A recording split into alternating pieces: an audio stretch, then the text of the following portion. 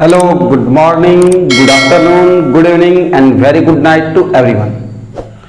आज हम लोग का टॉपिक रहेगा वैद्युत फ्लक्स। उसके बाद हम लोग पढ़ेंगे वैद्युत फ्लक्स की व्यापक परिभाषा तथा उसके बाद हम लोग पढ़ेंगे वैद्युत द्विध्रुव के बारे में। तो वैद्युत फ्लक्स को जानने से पहले हमें यह जानना जरूरी है कि फ्लक्स किसे कहते हैं।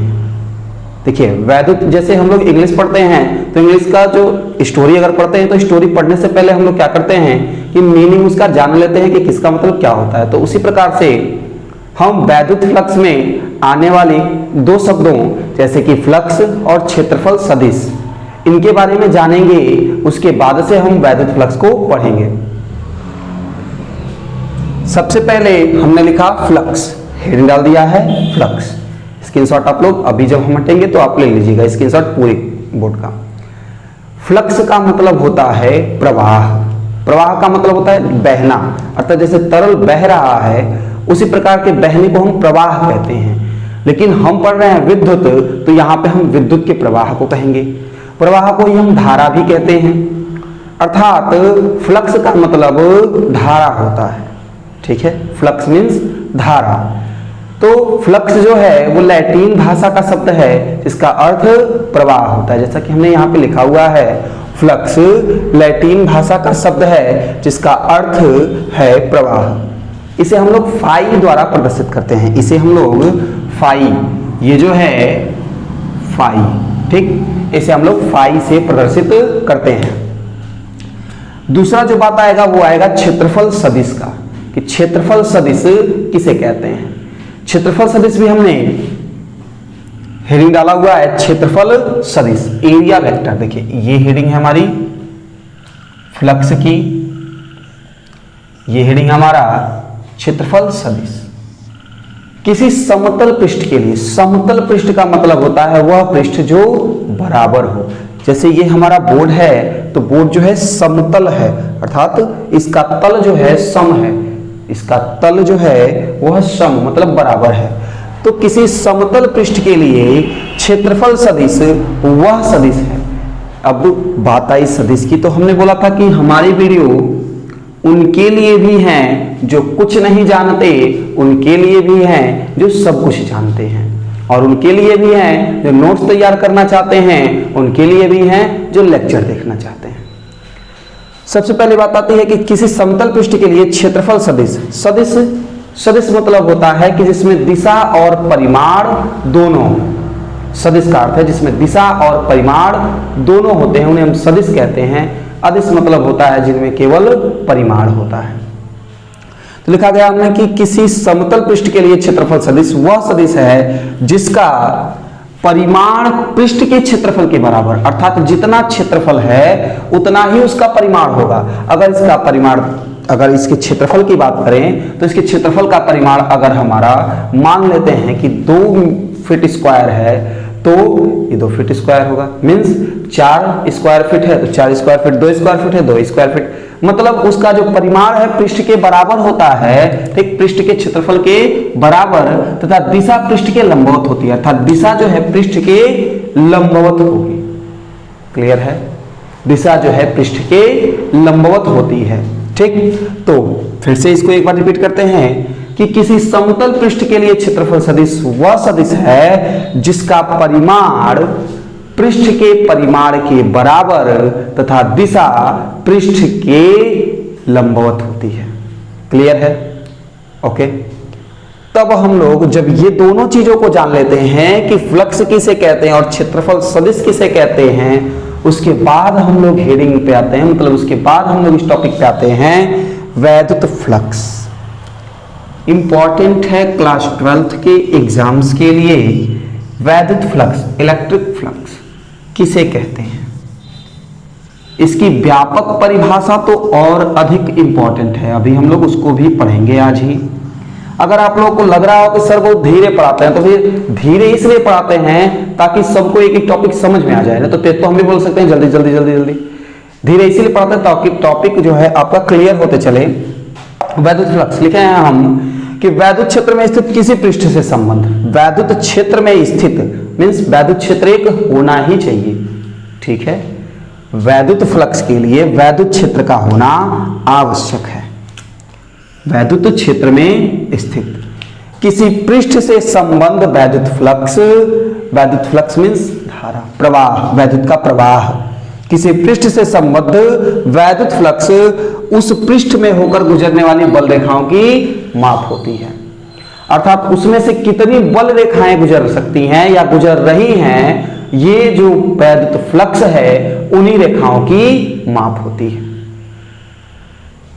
आगे बढ़ते हैं। जैसे कि अगर इसको हम लिखना चाहें, डबल इन्वर्ट कॉमा में लिखा है हमने कि एक समान वैद्युत क्षेत्र में जहां पे ई का मान अर्थात वैद्युत क्षेत्र की तीव्रता का मान घटता या बढ़ता न हो, वैद्युत क्षेत्र जो है एक समान होना चाहिए, अर्थात वैद्युत क्षेत्र की तीव्रता का मान घटता बढ़ता नहीं होना चाहिए। तो कहा कि एक समान वैद्युत क्षेत्र में स्थित किसी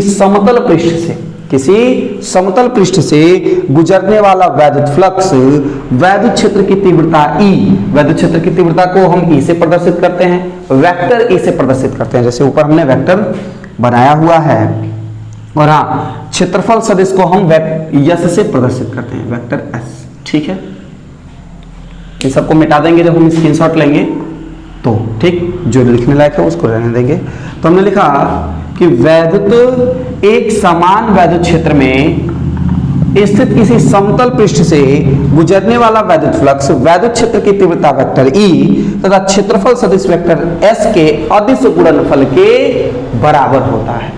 ठीक है, अगर हम न्यूमेरिकल के लिए फॉर्मूला डिराइव करना चाहें तो हम इस परिभाषा से करते हैं कि एक समान वैद्युत क्षेत्र में स्थित किसी समतल पृष्ठ से गुजरने वाला वैद्युत फ्लक्स वैद्युत क्षेत्र की तीव्रता वेक्टर ई तथा क्षेत्रफल सदिश वेक्टर एस के अदिश गुणनफल के बराबर होता है।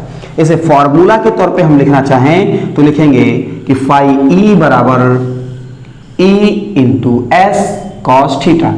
हमने अदिश गुणनफल लिखा इसलिए यहां पे वेक्टर नहीं लगाए। अगर हम सदिश की बात करें तो वहां पे हम फाई ई बराबर vector E into vector S लिख सकते हैं। जबकि अगर थीटा का मान दिया होगा, अब कैसे दिया होगा, अभी हम आपको एक फिगर बना करके मान लेते हैं। यहां पे एक वैद्युत क्षेत्र है जिसकी तीव्रता जो है वेक्टर ई है।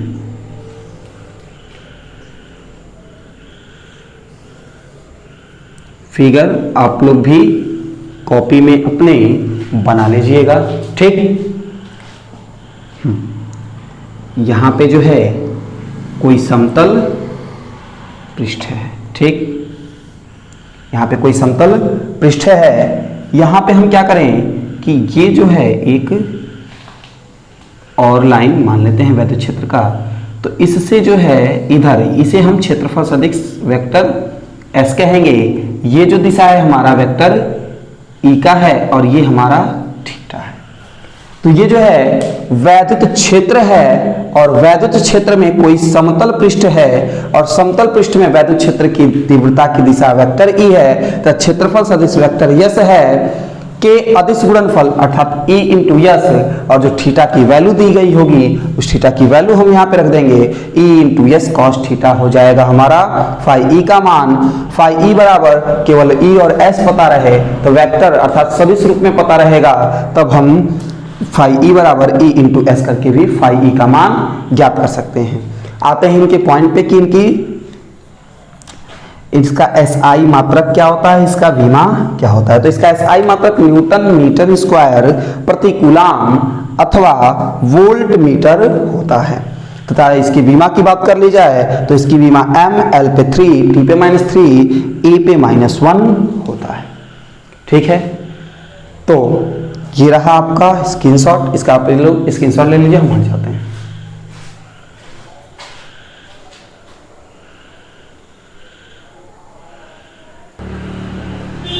अगली हमारी हेडिंग है वैद्युत फ्लक्स की व्यापक परिभाषा। वैद्युत फ्लक्स की व्यापक परिभाषा, और जितनी व्यापक परिभाषा है उतना ही इंपॉर्टेंट भी है, तो इंपॉर्टेंट करके लर्न कर लीजिएगा। छोटी सी परिभाषा है कि वैद्युत क्षेत्र में स्थित किसी पृष्ठ से, वैद्युत क्षेत्र में स्थित किसी पृष्ठ से संबंध वैद्युत फ्लक्स का मान, ध्यान दीजिएगा कि वैद्युत क्षेत्र में स्थित किसी पृष्ठ से, वैद्युत क्षेत्र में होना चाहिए और कोई भी पृष्ठ होना चाहिए सर, ठीक, का कि वैद्युत क्षेत्र में स्थित किसी पृष्ठ से संबद्ध वैद्युत फ्लक्स का मान उस पृष्ठ पर वैद्युत क्षेत्र के पृष्ठ समाकलन के बराबर होता है। इसे हम लोग यहाँ पे ds जो है, ds लिया गया है क्षेत्रफल, अर्थात छोटे से क्षेत्रफल के लिए ds लिया गया है, जिसका समाकलन कर देंगे हम तो पूरे क्षेत्र के लिए निकल आएगा। तो यहाँ पे हमने फॉर्मूले के तौर पे लिखा है कि फाई ई बराबर समाकलन vector E into vector ds, जो फिर से बराबर होता है E into ds cos theta के। ठीक है, ये जो है न्यूमेरिकल्स में आगे आने वाले डेरिवेशन में सब जगह काम आने वाला है। इसके बाद अगर हम हेडिंग डालते हैं, चाहे समझ में आया होगा, समझ में ना आए, देखिए जो चीजें आपको समझ में ना आए कमेंट करके जरूर बताइए। कमेंट करेंगे आप तभी हमें पता चलेगा कि आपको क्या चीज समझ में आ रही है, क्या चीज समझ में नहीं आ रही है। कमेंट करके आप बताइए। हमारी स्पीड से प्रॉब्लम हो तो वो भी बताइए, और अगर आपको ये प्रॉब्लम, मतलब जो भी प्रॉब्लम हो आप कमेंट करके बताइए। हमें रिकमेंड करिए कि सर आपको ये थोड़ा सा, इस पे थोड़ा ज़्यादा टाइम देना चाहिए, इस पे थोड़ा कम टाइम देना चाहिए, मतलब आप रिकमेंड हमें कर सकते हैं। हमको अच्छा लगेगा कि हमें कोई रिकमेंड कर रहा है कि हमें कैसे, मतलब क्या चीज़ हमें इंप्रूव करना चाहिए। ठीक है, और सिलेबस की टेंशन बिल्कुल ना लीजिए, सिलेबस कंप्लीट हो जाएगा। आप लोग को लग रहा होगा कि वन शॉट वीडियो सर क्यों नहीं बनाते हैं, वन शॉट वीडियो जल्दी ही आने वाली है, तैयारियां हैं उसकी। जैसे ही तैयारियां कंप्लीट हो जाती हैं हम वन शॉट लेक्चर्स स्टार्ट कर देंगे, मींस 1 घंटे की एक क्लास, 1 घंटे की एक क्लास, ऐसे ऐसे 1-1 घंटे की क्लास हम स्टार्ट कर देंगे। तो आप लोग डोंट वरी, मतलब टेंशन एकदम ना लीजिए। अगली हेडिंग पढ़िए, टेंशन को भेज दीजिए पेंशन लेने। वैद्युत द्विध्रुव, देखिए द्विध्रुव नाम से ही कन्फर्म है, द्वि मतलब द्विठो, ध्रुव माने ध्रुव, ठीक, ध्रुव माने सिरा, किनारा। देखिए द्वि मतलब दूठो और ध्रुव माने किनारे, अर्थात द्विध्रुव। यहां पे हमने लिखा ना कि वैद्युत द्विध्रुव, अब वैद्युत द्विध्रुव की बात हो रही है, यानी कि विद्युत तो इसमें रहेगा ही रहेगा। ठीक है, वैद्युत द्विध्रुव, तो देखिए वैद्युत द्विध्रुव वह निकाय है, वैद्युत द्विध्रुव वह निकाय है जहां पे दो समान परिमाण के, अर्थात एक 2 कूलाम का है तो दूसरा 2 कूलाम का, तीसरा 3 कूलाम का, मतलब दूसरा, पहला जो है 3 कूलाम का तो दूसरा जो है वो भी 3 कूलाम का ही रहेगा। यानी कि परिमाण के लेकिन विपरीत प्रकृति के आवेश एक दूसरे से अल्प दूरी, अल्प दूरी मतलब अत्यंत छोटी दूरी पर, जिसे हम 2l मान लेते हैं। अब अगर यल भी मान सकते थे, लेकिन यल मान लेंगे ना तो अगवा जो डेरिवेशन हम लोग को करना है उस डेरिवेशन में जो है बहुत ज्यादा प्रॉब्लम आने लगेगी, यल/2 आना लगेगा, यल/2 आने लगेगा, तो वहां पे हमें दिक्कत आएगी। इसलिए हम इसको दूरी को ही 2l मान लेते हैं। जहां पे लिखेंगे 2l लिखेंगे, शुरू से लेके अंतिम तक जहां भी वैद्युत द्विध्रुव की बात आएगी उसकी लंबाई को हम 2l से ही प्रदर्शित करेंगे। तो अत्यंत अल्प दूरी 2l पर स्थित होता है। जैसे कि परिभाषा हमने लिखा हुआ है कि वैद्युत द्विध्रुव वह निकाय है जिसमें दो समान परिमाण के विपरीत प्रकृति के आवेश एक दूसरे से अल्प दूरी 2l पर स्थित होते हैं। जैसे कि अगर यह Q है -Q और ये +Q, तो इनके बीच की दूरी, अगर इनके बीच की दूरी को हम 2l मान लेते हैं और ये बहुत कम दूरी होती है, तो इस निकाय को हम वैद्युत द्विध्रुव कहते हैं। अब वैद्युत द्विध्रुव की कई सारी खूबियां हैं, मतलब कई पॉइंट हैं। तो इसमें पहला पॉइंट है कि दोनों आवेशों को मिलाने वाली रेखा को द्विध्रुव की अक्ष कहते हैं, अर्थात जो इनको और इनको मिलाने वाली रेखा है ये जो है हमारी द्विध्रुव की अक्ष कहलाएगी, द्विध्रुव की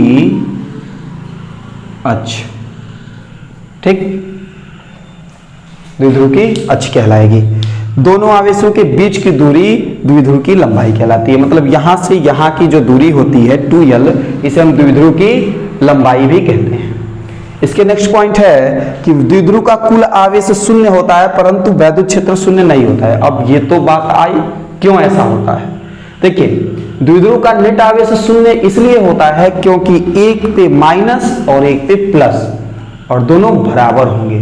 जब दोनों बराबर होंगे तो ऑब्वियस सी बात है कि अगर एक प्लस है, अगर हम 4 कदम आगे जाए या 4 कदम पीछे आ जाए तो हम शून्य पे होंगे। इसलिए जो है इनका नेट आवेश तो शून्य होता है, लेकिन जो क्षेत्र होता है वो शून्य नहीं होता है। ऐसा इसलिए क्योंकि हमने आपको वैद्युत बल रेखाओं के बारे में बताया है। नहीं पढ़े हैं तो पीछे वाले लेक्चर में जाइए, वहां पे डीपली वीडियो के साथ पढ़िए, फिर इस वीडियो में आइए। ठीक, जैसा कि हमने आपको बताया था कि यहां से वैद्युत बल रेखाएं निकलती हैं, और जब दो विपरीत प्रकृति के, जब नीचे फिगर भी इसका शो कर दे रहे हैं, जब दो विपरीत प्रकृति के आवेश एक दूसरे के निकट में होते हैं तो वहां पे जो है वैद्युत बल रेखाएं कर्व्ड शेप में ले लेती हैं। देखिए बना देते हैं, फिर मिटा देंगे ताकि आपको लोग स्क्रीनशॉट भी ले लीजिएगा। इस प्रकार से वैद्युत बल रेखाएं निकलती हैं। अब जहां वैद्युत बल रेखाएं होंगी वहां वैद्युत क्षेत्र तो कन्फर्म होगा। इसीलिए जो है वैद्युत द्विध्रुव का कुल आवेश शून्य भले ही होता है, लेकिन वैद्युत क्षेत्र शून्य नहीं होता है। समझ में आ गया? इसका आप लोग फिगर भी, जैसे नोट्स जो आप लोग तैयार कर रहे होंगे तो नोट्स जो है आप लोग नोट्स के बगल में ही आप फिगर वो ड्रॉ कर लीजिएगा। अंतिम पॉइंट है इसके बारे में, प्रत्येक द्विध्रुव में द्विध्रुव आघूर्ण होता है। तो भैया द्विध्रुव आघूर्ण जो है पढ़ेंगे हम नेक्स्ट क्लास में। नेक्स्ट क्लास में ही हम पढ़ेंगे द्विध्रुव आघूर्ण किसे कहते हैं, अक्षीय एवं निरक्षीय स्थिति के कारण वैद्युत क्षेत्र की तीव्रता ज्ञात करना, ये भी हम नेक्स्ट वीडियो में पढ़ेंगे, जो कारण ब्रह्मास्त्र है। अक्षीय और निरक्षीय स्थिति ब्रह्मास्त्र है हमारे बोर्ड्स के एग्जाम के लिए और फिजिक्स के लिए। इनमें से एक क्वेश्चन तो गारंटेड है, आएगा तो आएगा ही आएगा। तो मिलता है नेक्स्ट वीडियो में, तब तक के लिए take care, bye bye, thank you.